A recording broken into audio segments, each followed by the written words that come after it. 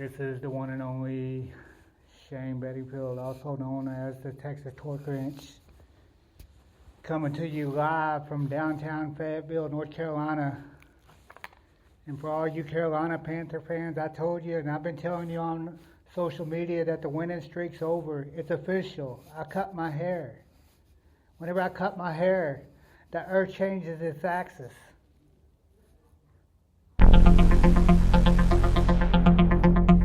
The stars realign.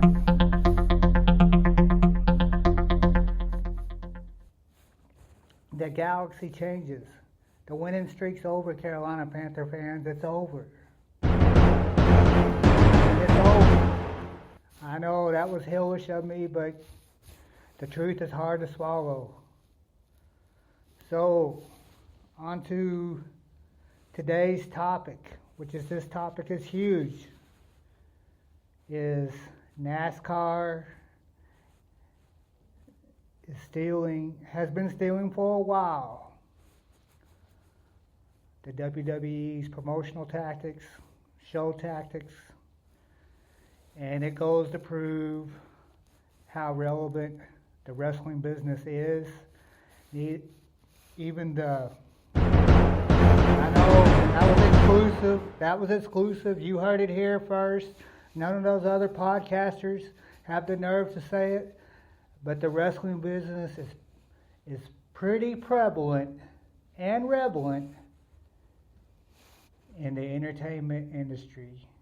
They do it time and time again. The movie industry looks at stuff that we're doing. WWE looks at stuff that the movie industry's doing, and the sports industry feeds off all of it. So, I know, spoiler alert, I'm telling you, that tennis scandal that people have been talking about here in Fayetteville, North Carolina, that all plays into it too. I just heard about that this morning from a local doctor who I see on a daily basis. And, okay, to tie this wrestling / pro wrestling deal together, we need to take a trip back into time.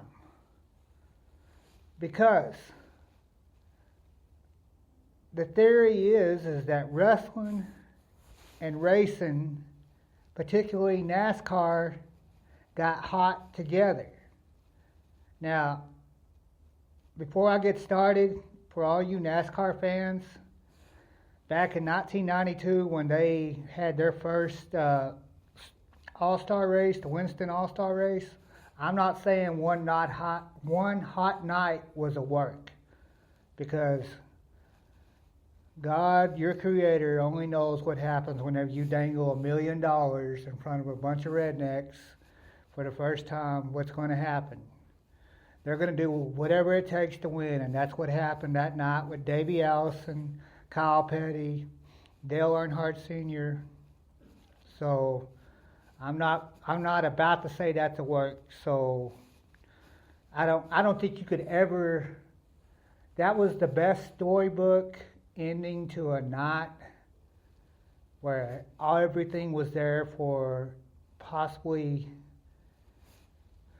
the best show on earth. On top of that, you had Humpy, which I'm going to bring up again. He put on the best show on earth. There's no denying it. I was sitting over in Texas then. I wasn't even part of the wrestling business, but I've always been a fan of the racing industry. I guess you could almost say I mark out some of those guys because I'm a big Harry Gant fan. I've been a Harry Gant fan for years. And just because 2 of the 3 races I've been at back in the early 90s, he won. He won back during the Mr. September run. I was part of it in Dover, Delaware. And because of ESPN, and they were really starting to pick up their coverage, I really became a fan of NASCAR. I was at Richard Petty's last race down in Daytona. I was down at Race Fest in Daytona. I seen all the fireworks, and that was just when NASCAR started realizing, hey, we got something here really good. So that was really the golden era of racing. So you tie that together to what was going on at the wrestling business at the time. Wrestling was just getting hot. Now wrestling really, in the 80s, the wrestling shows were the best they ever were. Vince, just no matter what he does right now in the WWE, he'll never ever top what he did in the 80s. The sellout in the Superdome, I mean, that was phenomenal. You had two of the biggest names on earth right there doing their thing, Andre the Giant and Hulk Hogan. Everything was there for the perfect storm. You got Alice Cooper there. You got mainstream people there. There's what makes, where Vince has been so far ahead of everybody is, and NASCAR has stole on this too, because there's where the national anthem people come in. Because I've actually had an indirect part on some of that with a country singer from Houston, Texas named Lauren Briant. I didn't fully get it going, but I got the ball rolling on it where she could get noticed. So, and she got to do some stuff at Pocono. She got to do some stuff at Talladega. So, which Talladega is racing's version. Let's put it this way. Talladega is racing's version of the Survivor Series. Either that or Bristol, Tennessee. It's like a double whammy there for NASCAR. And you could almost tie in Martinsville too, Martinsville, Virginia. So, with that being said, you got basically, you got a bunch of connections where it doesn't take a rocket scientist to tie it together. So, I know, spoiler alert. Let's do that again. Me being the genius I am, I'm giving you the story as it is. I'm probably the only one from the wrestling business outside of Mike Seneca and probably Magnum TA that could probably make this connection. So, and that brings me, okay, speaking of Magnum TA, okay, everybody knows Jim Crockett Promotions was possibly the hottest ticket in the Carolinas back in the 80s. Everybody went to those shows. And on top of that, there's whenever you had basically all of NASCAR was being ran out of North Carolina. They were running Rockingham. They were running everywhere. They were running back in the early 90s, they were running Hickory Motor Speedway, home of the Jarretts, home of Morgan Shepherd, where Jack Ingram was running at. They were running Asheville. Asheville, you might as well call Asheville, North Carolina, Jack Ingram country. That was Jack Ingram's country before it was Ric Flair's. Even though Ric Flair and Jack Ingram drew a lot of money to Asheville, North Carolina back in the day. Then you got Greensboro. Half of the boys from racing live in Greensboro. You got the Madhouse connection. All that's based out of Greensboro and Winston-Salem. You got possibly the least talked about part of NASCAR in the modifieds out of Greensboro. There's whenever old Junior from Madhouse said, we're wrestling with cars. I mean, you got that whole connection there. You know, actually, I live in the one spot that's a little bit dead as far as racing in the Carolinas, Fayetteville. They do some stuff, but it just ain't that televised. They don't got much of a track promoter. I know. Texas Corkers had a couple of $1 billion. If I won that lotto, I tell you one thing, by God, you would know about that track every night.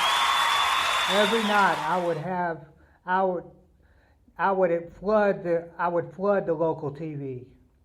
There's no denying it. That track promoter almost needs to come talk to me. I'm such a celebrity as far as everybody. I mean, I'm world renowned. Everybody knows about me.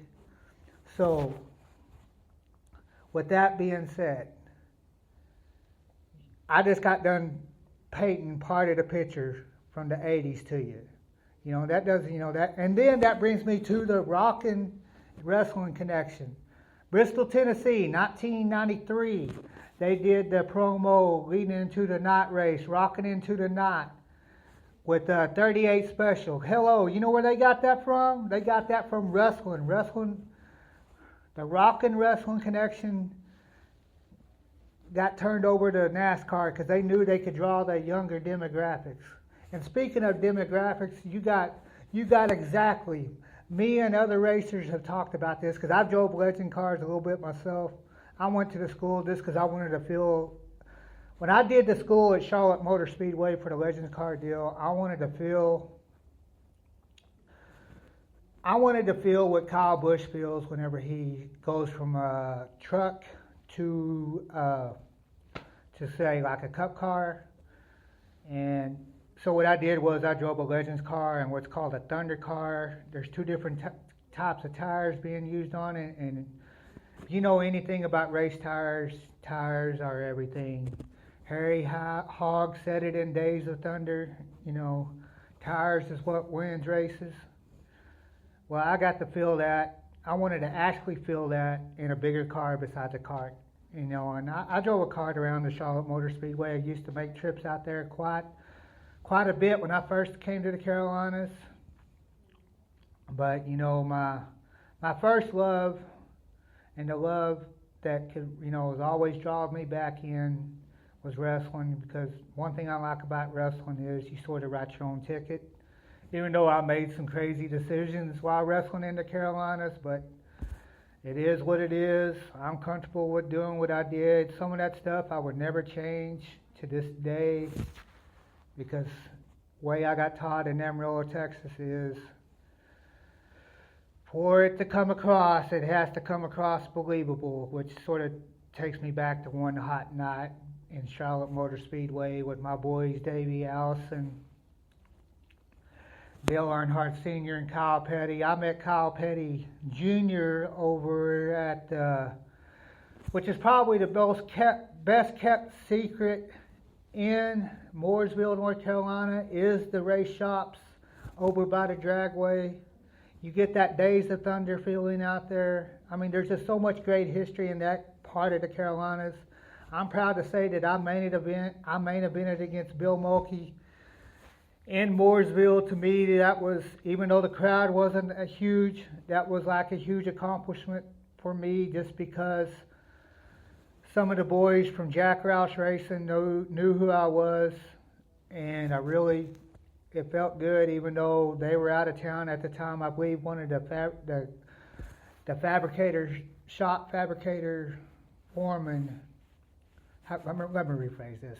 The fabrication shops foreman, I have reason to believe that he was in the house, because over a video what I saw that got posted later about the double cross, and Darren Jones is smart enough to know what a double cross is, so he's one of my favorite people. He's one of the few people from the racing industry that you can talk to.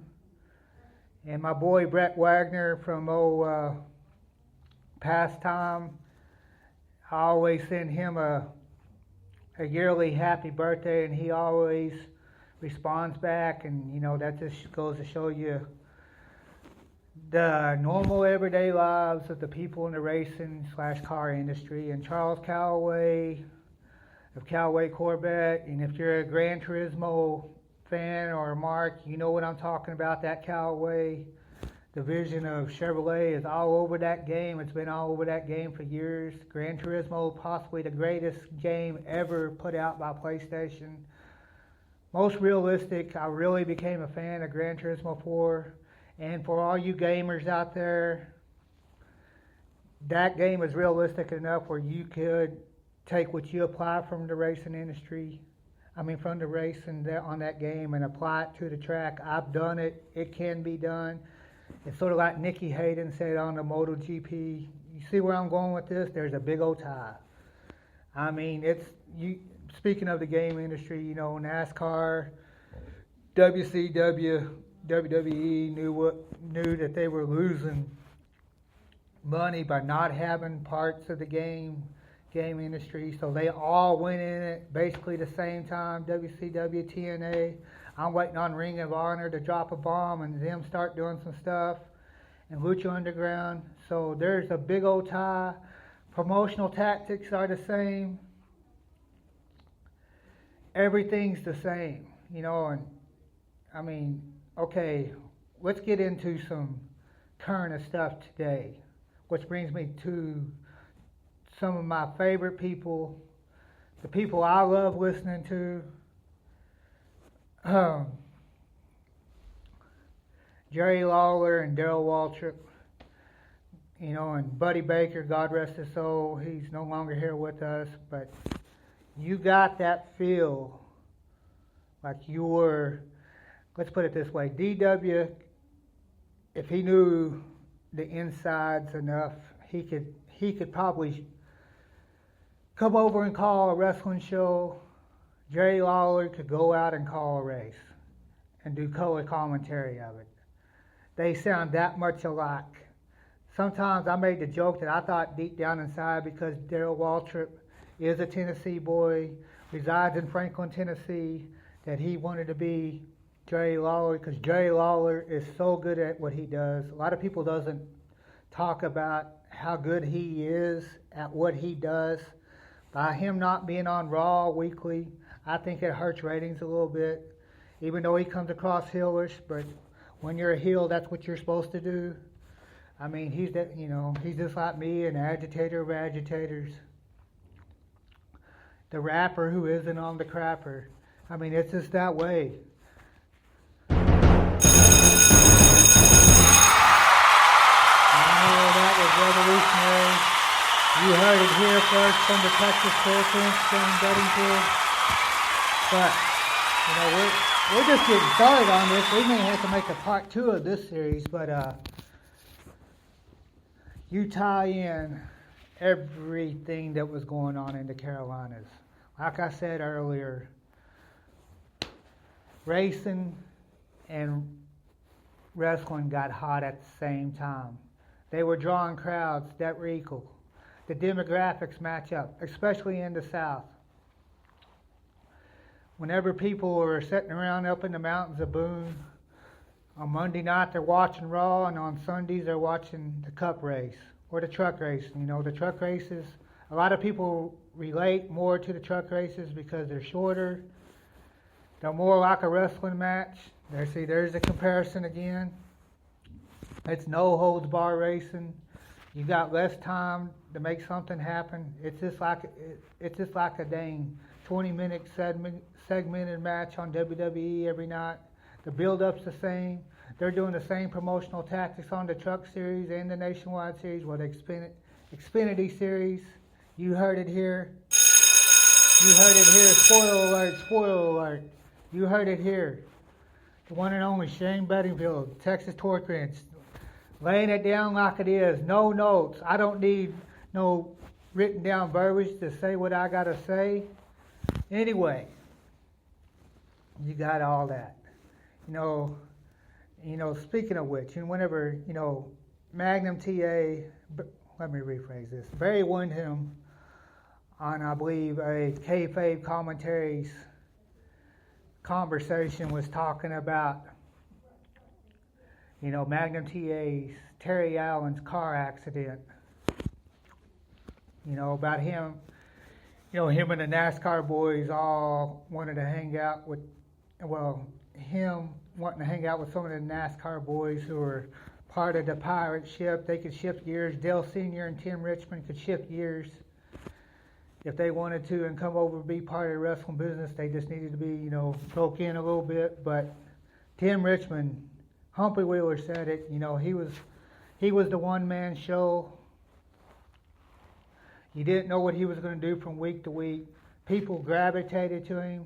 He had more, he had his fair share of arena rats, or as they say in the racing business, pit lizards. He's the one that, I don't know who really had the most pit lizards back in the day, but I guarantee you Tim Richmond had his fair share. I mean, it's the same thing. If you're a show, people gravitate to you. if you got some charisma, people want to be around you. I mean, it's just a fact of life. It's just one of those deals about the Carolinas, and speaking, NASCAR's, has always been the prestigious thing. It was built off the moonshiners.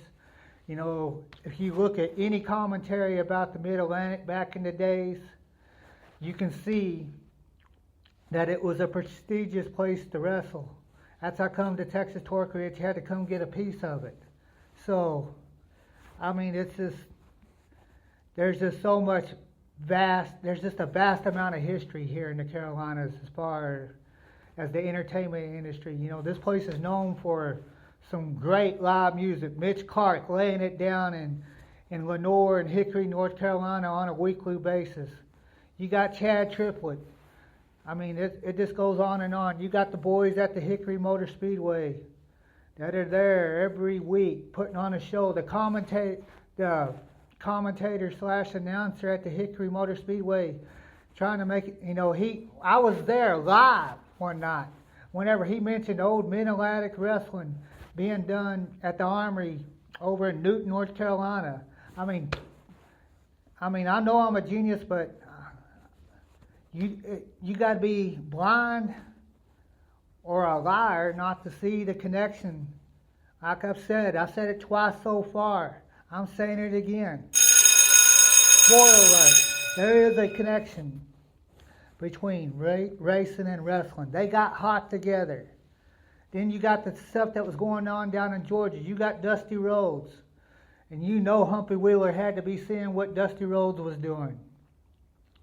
I mean, there's this Dusty being the booking genius, learn everything that he did from Eddie Graham. And then you got the Eddie Graham connection down in Florida, home of the biggest race of the year, the Super Bowl, the Daytona 500. They were watching what Eddie Graham was doing. I mean, there's just so much history in the South as far as racing and wrestling. I mean, we could go on for a while. So,